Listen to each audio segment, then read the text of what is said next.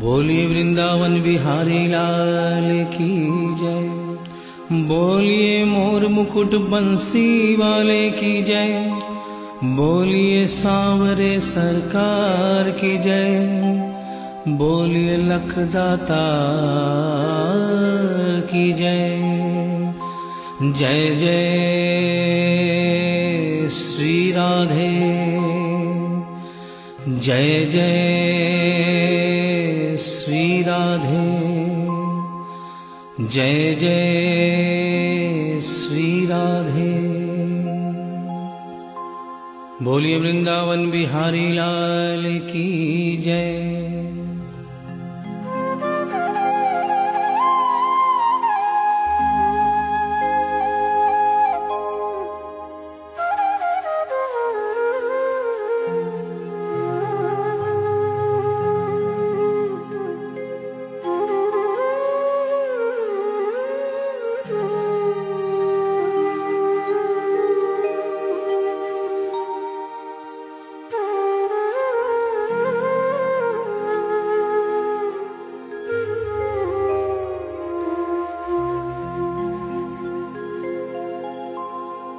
ये भजन जो मैं गाने जा रहा हूँ, ये कोई भजन नहीं है, ये एक सच्ची घटना है।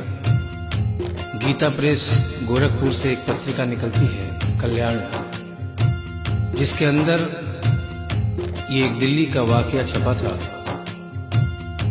इसे आदरणीय जयशंकर जी चौधरी ने भजन का रूप दिया है। एक ऐसी औरत जो बचपन से वृंदावन धाम जाती थी।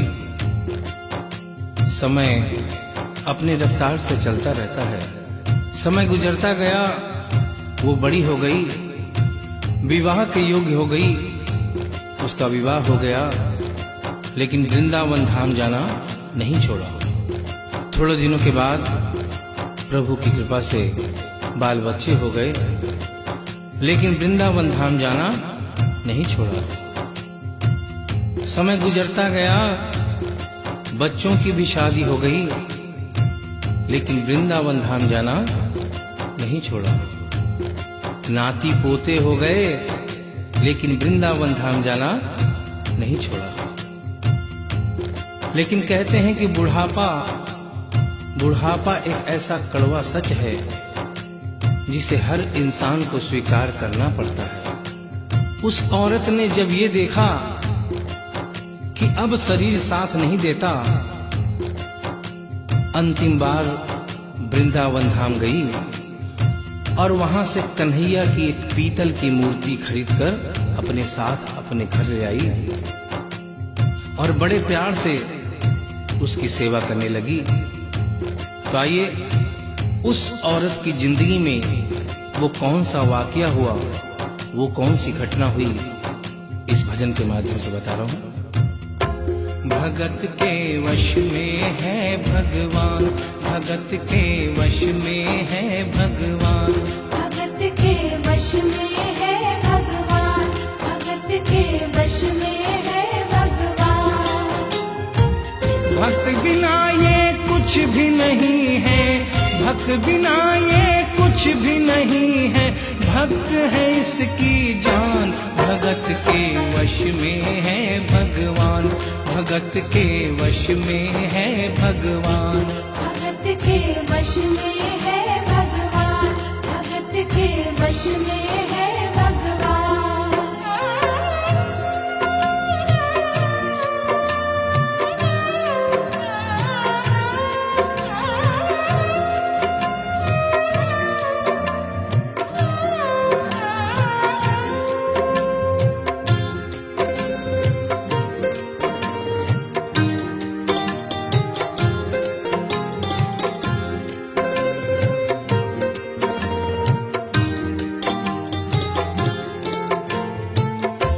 भगत मुरली वाले की रोज वृंदावन डोले, कृष्ण को लल्ला समझे, कृष्ण को लल्ला बोले, कृष्ण को लल्ला समझे, कृष्ण को लल्ला बोले।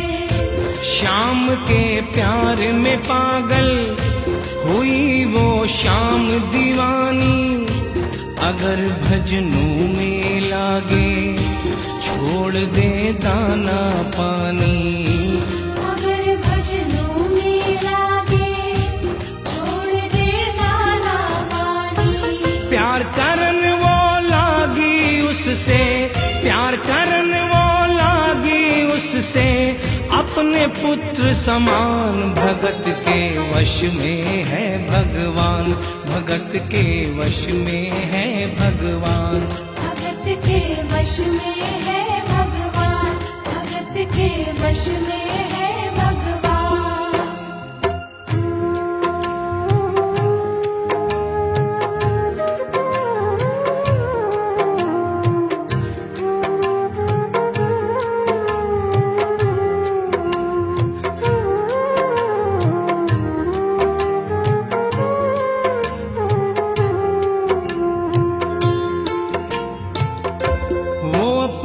कृष्ण लला को गले से लगा कर रखे, हमेशा सजा कर रखे, कि लाड लड़ा कर रखे।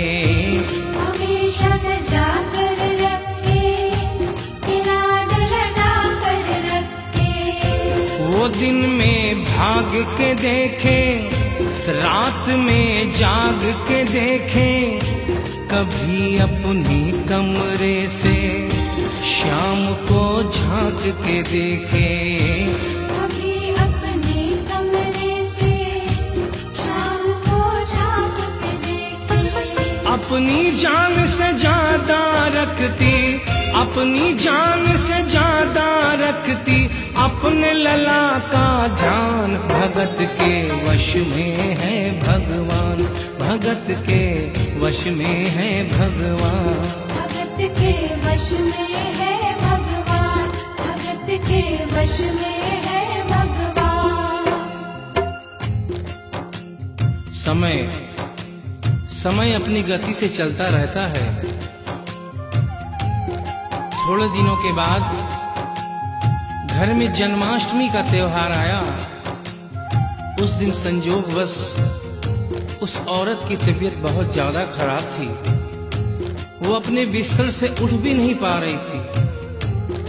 उसने अपनी बहू को आवाज देकर कहा कि बेटा आज जन्माष्टमी है, आज जन्माष्टमी है। आज मेरे कन्हैया को नहला धुलाकर, उसे चंदन का लेप लगाकर, उसे सुंदर वस्त्र पहनाकर पालने में बिठा दो। बहू जो कि एक जरूरी काम कर रही थी कंप्यूटर पे, उसने कहा कि माँ अभी थोड़ा वक्त लगेगा, अभी मैं एक बहुत जरूरी काम कर रही हूँ। जब 2-3 घंटे के बाद ये काम खत्म हो जाएगा तब तेरा जो काम है वो होगा। उस औरत ने कहा कि भाई मेरे घर में हमेशा से सबसे पहला काम मेरे कन्हैया का, मेरे लल्ला का होता हुआ आया है, और आज भी सबसे पहला काम मेरे कन्हैया का होगा। ये काम करने के बाद तुम और कोई भी काम करो, मैं तुम्हें मना नहीं करूंगी। बहू को थोड़ा गुस्सा आ गया।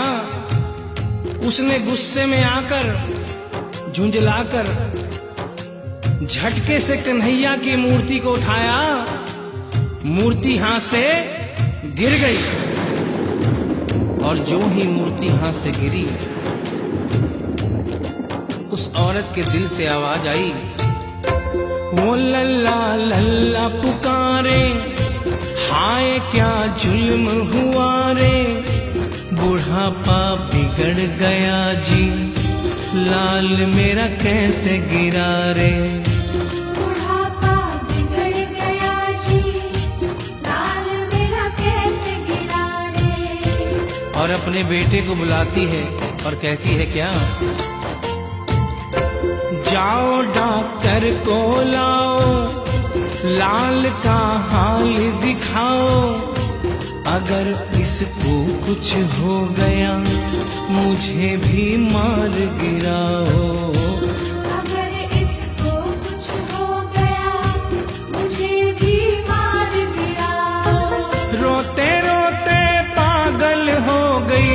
रोते रोते पागल हो गई, घर वाले परेशान। भगत के वश में है भगवान, भगत के वश में है भगवान। भगत के वश में है भगवान, भगत के वश में है भगवान। उसके बेटे ने लाख समझाने की चेष्टा की कि माँ ये पीतल की मूर्ति है, माँ ये पीतल की मूर्ति है, इसे गिरने से कोई चोट नहीं लगती। लेकिन वो एक ही रटन लगा के रखी थी कि किसी डॉक्टर को बुलाओ और मेरे कन्हैया को दिखाओ। हल्ला गुल्ला सुनकर पड़ोसी जमा हो गए। पड़ोसियों ने पूछा, भाई क्या बात है? लड़के ने कहा कि मेरी माँ पागल हो गई है, मेरी माँ पागल हो गई है। अरे पीतल की मूर्ति जमीन पे गिरी है तो कहती है कि डॉक्टर को बुलाओ। उन्हीं पड़ोसियों में एक बुजुर्ग आदमी थे। उन्होंने उसके बेटे को एक तरफ बुलाया और कहा कि बेटा क्यों झमेला करता है? अरे मोहल्ले में इतने सारे डॉक्टर हैं, किसी को बुला के ले आ, वो आके देख लेगा और कह देगा तेरा लल्ला ठीक है, तेरी माँ शांत हो जाएगी। लड़के के भी समझ में बात आ गई। मोहल्ले में गया, बहुत से डॉक्टरों की मिन्नत की, लेकिन कोई भी डॉक्टर ये केस लेने को तैयार नहीं हुआ। बड़े मुश्किल से एक डॉक्टर को राजी किया और कहा कि डॉक्टर साहब मैं आपको दुगनी तिगुनी फीस दूंगा, सिर्फ एक बार मेरे घर चलो और मेरी माँ से सिर्फ इतना कह देना कि तेरा लल्ला ठीक है। डॉक्टर भी लालच में आ गया, अपना ब्रीफ केस उठाया और उसके साथ उसके घर चला गया। और क्या हुआ? नबज को टटोल के बोले, ये तेरा लाल सही है, कसम खाकर कहता हूँ कोई तकलीफ नहीं है। वो माथा देख के बोले, ये तेरा लाल सही है, माई चिंता मत करियो कोई तकलीफ नहीं है, माई चिंता मत करियो कोई तकलीफ नहीं है। लेकिन उस बुढ़िया माई को तसल्ली नहीं हुई। उन्होंने कहा, अरे डॉक्टर ये तू कैसा चेकअप कर रहा है? अरे अपना ब्रीफ केस खोल और उसमें से वो मशीन निकाल जो ऐसे कान में लगा के सीने पे लगा के देखता है ना, उससे मेरे कन्हैया की जांच कर। डॉक्टर बेचारा क्या करता, अपना ब्रीफ केस खोला, अपना आला निकाला, एक सिरा अपने कान पे लगाया और दूसरा सिरा कन्हैया के सीने पे रख दिया। और क्या हुआ?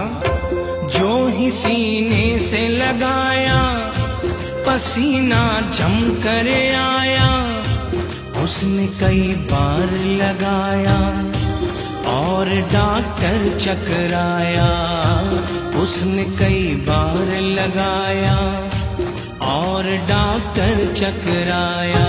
धड़क रहा सीना लल्ला का, धड़क रहा सीना लल्ला का, मूर्ति में थे प्राण, भगत के वश में है भगवान, भगत के वश में है भगवान। भगत के वश में है भगवान, भगत के वश में है भगवान।